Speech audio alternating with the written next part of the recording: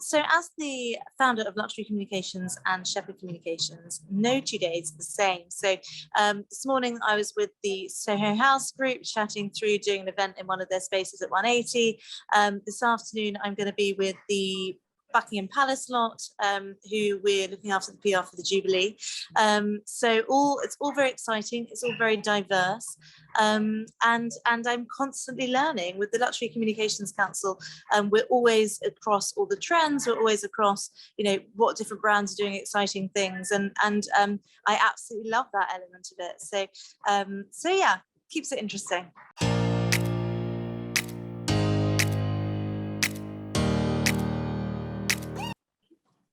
So I started my career back when we were sending out press releases by fax.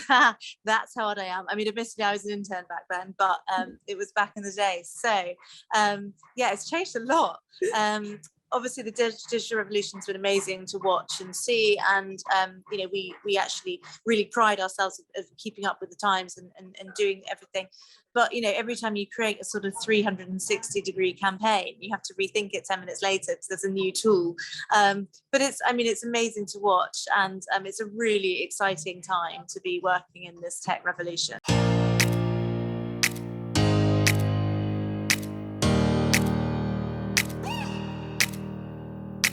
Watching people adapt during this time has been, really inspiring. It's actually amazing, the sort of human capacity to adapt and do things differently.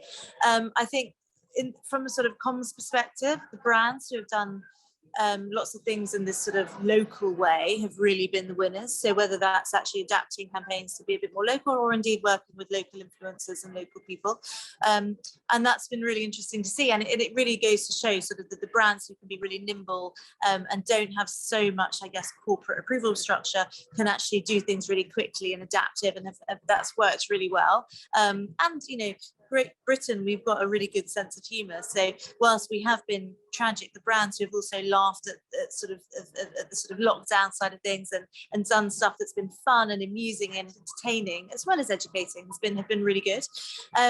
We've actually at Luxury Communications Council just done our first digital event, which was at Nobu London. So we had all the speakers in situ, but then the digital audience, so virtual audience, which was really funny to do this sort of combination, and something we never thought would do. And we've had to do lots of online events, which has actually worked really well and opened up our audience to a much more, I guess, wider demographic than London, which is fantastic. So we've all adapted, and I think there are some really good positive things that have come out of it.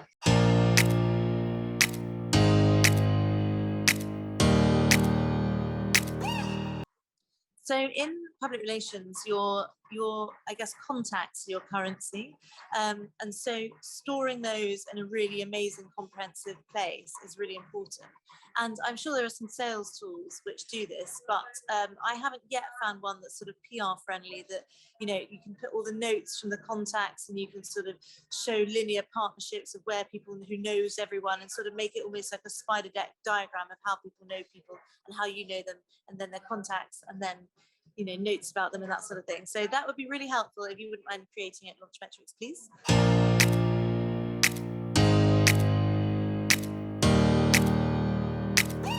So the mantra that I live by is, if not now, when? Now, what that means is, and it can apply to little things or big things. So the big things, if you don't start the company, if you don't do that project, if you don't do that campaign, when are you going to do it? Because probably somebody else will do it, or indeed, the time will pass and it will be, it'll be, not relevant to the current time we're living in. And equally, that applies to small things. So, if something comes on your desk that you just really don't want to do and procrastinate, chances are something bigger is going to come on your desk later. So if not now, when means just bloody get on with it.